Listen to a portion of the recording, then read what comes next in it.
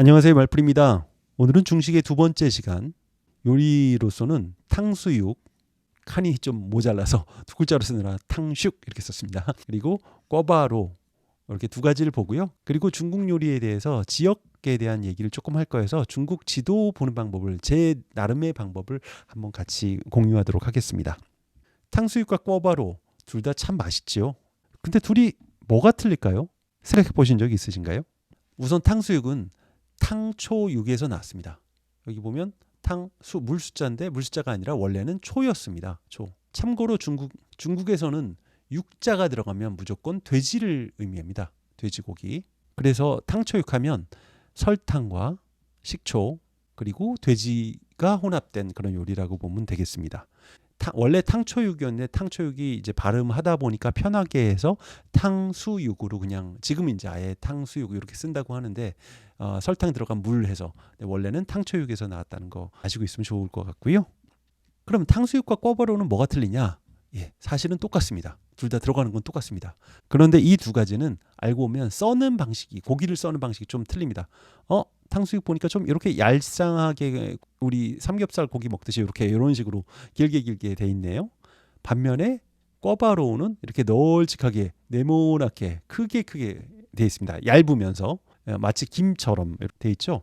그러다 보니까 씹는 맛이 틀립니다. 여기는 두껍게 고기를 막 씹는 거고 요거는 아삭아삭한 맛이 더 있습니다. 게다가 그 꿔바로우는 보통 감자 녹말 같은 거를 쓰기 때문에 조금 더 이제 아삭아삭한 느낌이 있습니다. 찹쌀 탕수육도 찹쌀가루 녹말 쓰면 좀 아삭한 맛이 있죠. 그러면 꿔바로우는 어떤 의미일까요? 꿔바로우는 한자로 보면 이렇게 씁니다.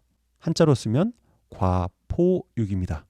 과는 노구솥과, 솥과라는 뜻입니다. 솥에다가 여기 포는 포장한다, 도포한다, 뭘 입힌다라는 거죠. 육은 이제 돼지니까 돼지고기를 이제 녹말가루로 이렇게 싹 포를 입혀서 겉에 가루 껍질을 이렇게 입힌 다음에 그거를 솥에다가 넣어갖고 볶아서 이제 요리한다. 기름에 솥에다가 뭐 이런 얘기가 되겠죠. 그래서 알고 보면 요리하는 방법은 두 개가 거의 똑같은데 써는 방식과 녹말이 차이가 조금 있다 뿐인데 탕수육도 찹쌀 같은 거 이런 걸로 이렇게 겉에 녹말을 하면 좀 더 이제 먹기가 그 꿔바로 비슷해지는 느낌이 들긴 합니다. 이렇게 탕수육과 꿔바로에 대한 얘기는 살펴봤고요. 중국 요리 얘기는 요것으로 마치고 오늘은 중국 지도를 좀 보는 법을 제가 공유해 드리려고 합니다. 제 나름대로 이 중국의 성도가 엄청 많잖아요. 이 많은 성도를 다 외우라는 건 아닙니다. 저는 어쩌다 보니까 이제 좀 외워졌는데 그러실 필요는 없고요. 근데 몇 가지 지역들 말할 때 이게 이렇게 해서 이쯤에 있구나라는 걸 알면 좋을 것 같아서 제가 그 얘기를 좀 해보려고 합니다. 먼저 중국에는 강을 기억하시면 됩니다. 제일 위쪽에 이쪽에가 이제 한국에 이렇게 있는 겁니다. 여기가 남한이고 여기가 북한인 거죠. 북한이랑 좀 가까운 자리에 있는 게 여기 황하강입니다.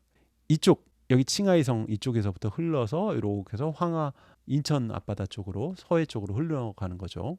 요 강의 남쪽을 하남성, 우리말로는 한자로 강의 남쪽에 있다 해서 하남성입니다. 이걸 중국식 발음은 허난성이라고 합니다. 이렇게 외우시면 쉬워요.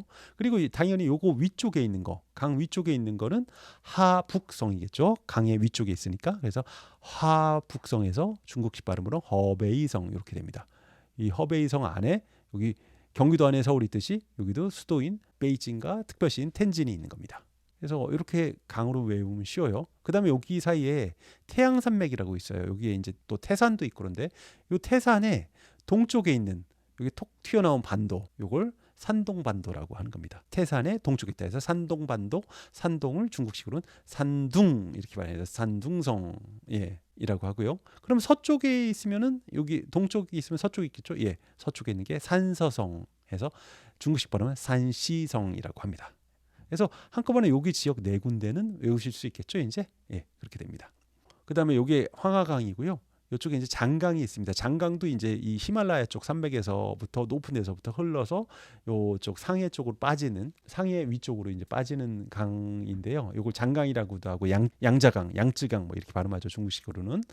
여기에 보면 요쪽 지역에 호수가 장강의 호수가 꽤 많이 있어요. 여기 뭐 동종호, 파양호, 태호 해갖고 뭐 이런 호수들이 있는데 큰 호수들이 있는데 이 호수들의 남쪽에 있는 성이다 해서 호남성 해갖고 후난성이라고 이렇게 발음을 합니다. 이게 후난성입니다. 그럼 북쪽에 있는 건 호북성, 예, 중국식으로는 후베이성 이렇게 발음합니다. 그래서 이렇게 해서 요 두 개 위치를 외우면 되고요.